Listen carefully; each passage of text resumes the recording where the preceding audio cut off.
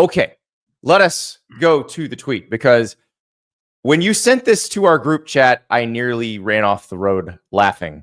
I know I shouldn't be reading tweets while driving, but I nearly ran off the road. You go ahead. It's your friend. And you drive a truck. You read it. This is from my friend Merle D. Woods. That's not his actual name. I don't know what that means, but his actual name's in his handle there. His name's David. And I was like getting mad at people for getting upset at the notion that Arch Manning should be ranked higher than he was, or certainly what my initial tweet was, it's more offensive to have him off the list than it would be to have him number one. But he said, whatever, take the last name away, and he's nothing but a 6'4" tank with a cannon for an arm who runs 20 miles an hour and is surrounded by and beloved by a super talented cast of teammates, coached by an offensive wizard. Like it's like, okay, like who's betting against this? It is funny when you put it that way, because it definitely flips it's just because of the last name argument on its ear. Because I actually think his last name is hurting him. I think that if we had all the same information that we have, which is his measurables, what he was as a high school recruit and a productive recruit, though granted, I think he played at a lower level, and came from a family that prioritized development and didn't emphasize things that people get upset about, which is trying to get the biggest paycheck, which, by the way, he's the most marketable and most valuable player in college football in terms of NIL valuation. And like, he skipped the NCAA football photo shoot. And people should love that, right? Because you hate how Nico acted, so you have to love how he's acting.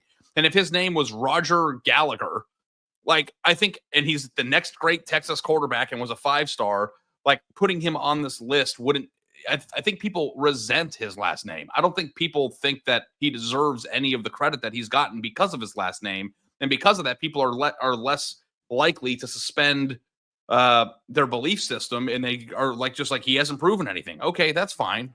Well, here's Jay. Arch is going to be humbled quickly. Why? Has he acted unhumble at any point along the way?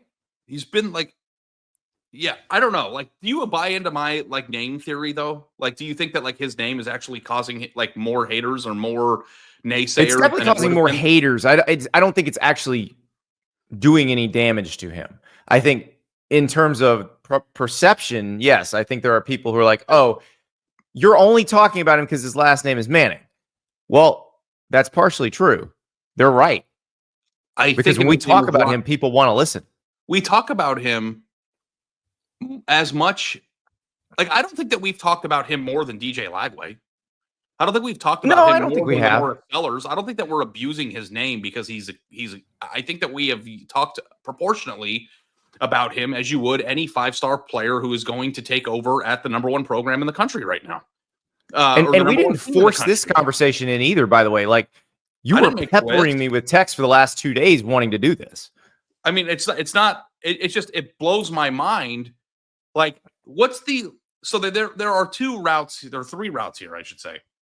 One, he's bad and gets booted off the field and is replaced by whoever's on the bench.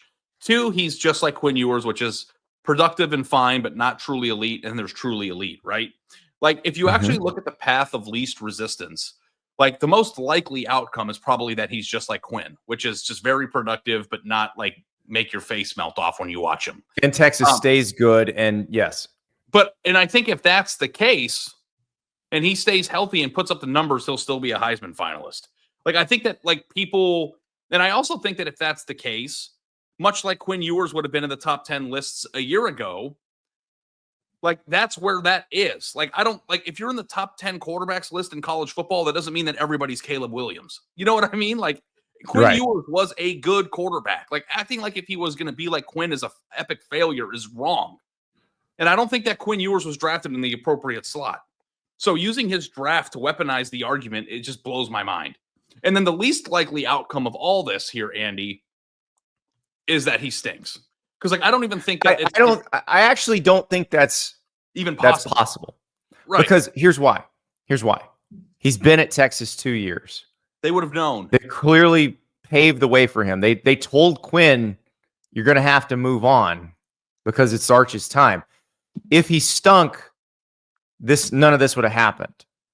He would have been there a year or two, and they'd have been like, okay, this isn't going to work, and he would have transferred somewhere else. Yeah, Quinn probably would have come back and played another year. Like, the fact that all of these things could have happened should logically tell you that they feel like he's the guy to be the starting quarterback. And let's be honest here. They did pick Arch over Quinn right now because they had the option to not do that. They've clearly done that. Yes. So when it comes to Sark, and this is a comment that I think is really interesting from Zach here, and it helps along with the chat that I wanted to do. But Zach said Sark is a bit overrated as an offensive wizard. He is near the top, but he constantly overthinks it. And I think that's true. I think that he overthought the goal line package in the Ohio State game. I think there are times where, Texas has let its foot off the gas when they were up big offensively. I think that like when it comes to drawing up plays and putting receivers and quarterbacks in a position to excel, he does a great job. But I think that there is room to critique him from offensive flow, game plan, play calling in the middle of games, especially when they're ahead. I think that like a Texas fan would agree with that. That said, I also think that he's a proficient quarterback coach and guru. And I think that everything that he's done in terms of how he's laid out the future of the program has already told you what he thinks of him. So like, I think that there are other things that you can use to guide an opinion or a projection outside of then how many touchdowns did he throw against Florida last year. Like there are other tea leaves to be read here. And we've covered college football enough to know that it's not just he needs to play 9 games of consistently good football before we know he's good. Like Texas has already told us through actions that he's good. Like it's like he is going to be good. Like there's no doubt in my mind. Well, and that's the other piece of it. Like so people need to watch people's actions more than what they say. And Texas's actions have told us an awful lot already. But going back to the overthinking part, which I think is a really interesting thing with him, is it possible that he overthought the quarterback position last year a little bit? Like we had a season-long debate about whether he should have thrown Arch into the Wolves' den against Georgia in the first half. But then we also had a debate about whether or not, because my outrageous prediction heading into the playoff was that Quinn Ewers would start the playoffs as their quarterback, but Arch would finish it. And that never happened. But then he did use Arch in situational times in the SEC championship game that worked and fourth downs and short. In the A&M game too. Now, remember, Quinn's ankle was hurt, which made him less mobile than usual.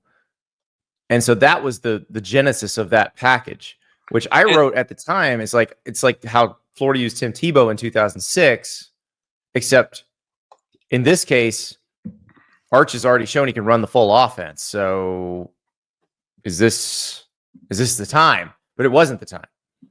Yeah. So here's the thing that I wanted to put a bow on, and I wanted to throw back at you, Andy, which is if you think and agree that Sarkisian overthinks things at times, which I think he has, I think it is more likely that he overthought the veteran leadership, Quinn Ewers, glue guy stuff with the team last year than it is that Arch Manning wasn't good enough to play. Like that's the other thing too. Like if your evidence of Arch Manning isn't going to be very good is Arch couldn't even beat out Quinn Ewers, I think that's a deeper, more complex conversation than he's not as good at football as Quinn. Like I think there's also conversations that we don't have access to that clearly the Manning family has made this very methodical and it's been planned very carefully. And it's not like, oh, he's not playing, we're going to have him transfer. It was like, oh, no, we want him to sit and develop. And this may all have been part of the plan, too. Yeah. So I don't know where you are with things. But I think that betting him to be a Heisman finalist is as close to a lock as a bet in the offseason. Oh, I don't think it's a lock at all because lots of different things can happen. I think he's going to put up big numbers and he's going to be a Manning and he's going to lead Texas to the CFP next year. And I think those 3 combinations is enough for this guy. And I think that the reason why he might make it to the semi or to the Heisman finalist, he might be helped by his name because he's going to be a superstar. The idea that he isn't going to be very good just blows my mind. First, I got to tell you about Culvers. We are presented by Culvers. They brought us to Wisconsin for the draft. They were born in Wisconsin, but they are now all over the country, blessedly, gloriously. I can go get a concrete mixer, vanilla with cookie dough, by the way. That's the Lord's combination. I'm telling you right now. I can go right now in Florida, get it right now. I can be there in 10 minutes. ButterBurgers, frozen custard, cheese curds, you name it, they got it. Beautiful fish sandwich. Ari had one of those while we were up there in Wisconsin. We love Culvers. We appreciate them. And hey, could be the start of a beautiful, beautiful friendship. But I really want it. Like, kids doing spring football practice, it's really hot outside. If I show up, Ari, with a cement mixer, cookie dough cement mixer, to hand him after practice, am I the dad of the year? You are. Okay. Done. You most certainly Done. are. Sailor Joe here. Defense is stacked and reloaded. Offensively, I'm worried about the young receivers. Running back should be average, but the O-line needs to be ready week one. I think that's a fair encompassing of. Yeah, and I think the offensive line is an interesting one, and we've said this multiple times over this offseason. I would have worried more if Texas had gone headlong into the transfer portal trying to grab offensive linemen to start for them. They didn't do that. They felt like the guys they had in the pipeline were ready and were ready to move up. And I think what you've seen so far with Kyle Flood as the offensive line coach, former Rutgers head coach, that they've done a good job turning those blue chip offensive line recruits into effective offensive linemen. Yeah. So DeAndre Moore and Ryan Wingo, I think, will be fine at the receiver position. I think that they're going to be fine at the receiver position. If CJ Baxter recovered from his knee injury and is himself, I'm sure he's going to be. Also, if the line's good, I know I don't want to minimize the CJ Baxter part, because CJ Baxter was a big time recruit. What we got to see of him was great before he got hurt. But if the line is good and the receivers are decent and they're throwing the ball, like, the running game will take care of itself. It'll be just fine. Well, they also have Weisner, who ran the ball really hard last year. And then they also have Arch, who runs really well. Like, I don't know, like, what the plan will be in terms of, like, limiting his hits or putting him out there. Last year, I don't think it's as much of a, because, like, when he came into the A&M game, you knew it was to run. It definitely won't be that situation, but I think they're going to have that in the toolbox. And I think that's interesting too, because I think a lot of this is actually, not to tie two of our favorite things together, similar to the Shedeur Sanders conversation, where a lot of the people who want to talk about Arch Manning, just like a lot of the people who want to talk about Shedeur Sanders, don't really follow college football that closely. They see this name they know, and that's what they want to talk about. But Monty Jones had a really good discussion of this the other day on his show, where he was talking about the Shedeur situation, and he was talking about all the people who followed Colorado since Deion got there, and how most of them have no clue what's going on in college football, don't understand college football at all, can't contextualize things in college football because all they care about is Deion. In this case, they're seeing the Manning name and not really thinking about it. The thing about Arch that I find very interesting, that if you're just looking at his last name and making assumptions, okay, here's the photo. I'm glad this is the photo that came up, because we use this photo a lot in our B-roll of Arch just striding while running the ball. Like, this is not Eli and this is not Peyton. And I mean that in a good way and a bad way. I don't know if he can throw like Eli or Peyton, and we'll find out. I don't know if he processes like Eli or Peyton. We'll find out. He runs a hell of a lot better than either of them ever did. Like, this is a much more athletic quarterback than his uncles. And part of the reason, if you don't know his dad's history, Cooper Manning was going to be a wide receiver at Ole Miss. He had a neck injury, didn't get to play. But Cooper was by far the most athletic of the three brothers. Yeah, and the DNA got passed through. So, and then I also do think, and I don't know if you buy into this, but, I've had a theory for a long time in college football in general. And this, like, really came to form when, who was the undersized defensive back who went to Minnesota, whose dad was an All-American draft pick from Ohio State defensive back. I'm trying to remember the name. It doesn't matter. But Ohio State didn't recruit that kid. And I'm like, well, his father was one of the best defensive backs in Ohio State history, like that might mean something. And then he turned out to be an All-American draft pick. For You're talking about Antoine Winfield? Antoine Winfield Jr., yes. Yes. Who is one of the best DBs in the NFL, too, by the way. Right. But like he didn't get big-time offers because he was undersized. Yeah.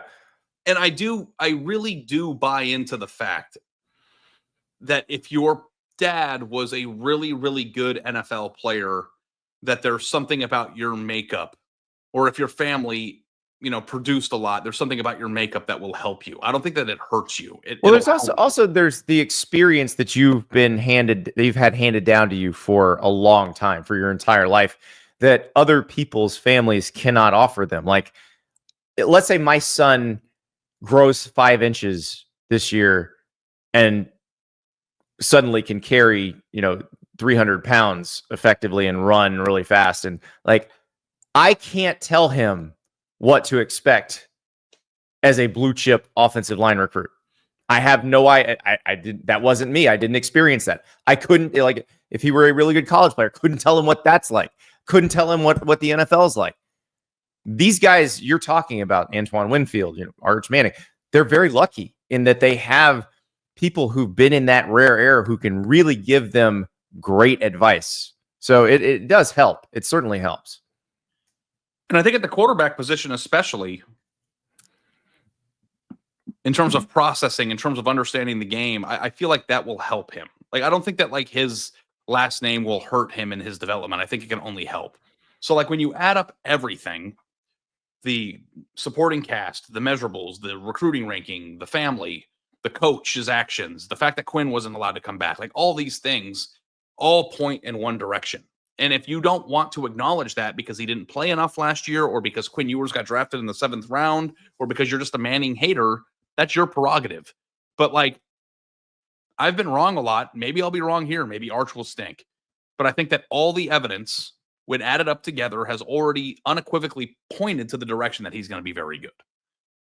And a lot of times in life, the most likely outcome is what happens. It's not always a conspiracy. It's not always, bull crap that runs the show. Like sometimes it's just the obvious explanation or the obvious results. What's going to happen? Occam's razor, Ari. Occam's razor. Yes, and I learned how to spell that the other day. There you go. All right. I used it in a story. I'm so proud of you. I've been saying that a lot, but it's just We've had Schrodinger's cat and Occam's razor in this discussion. We're getting real highbrow now.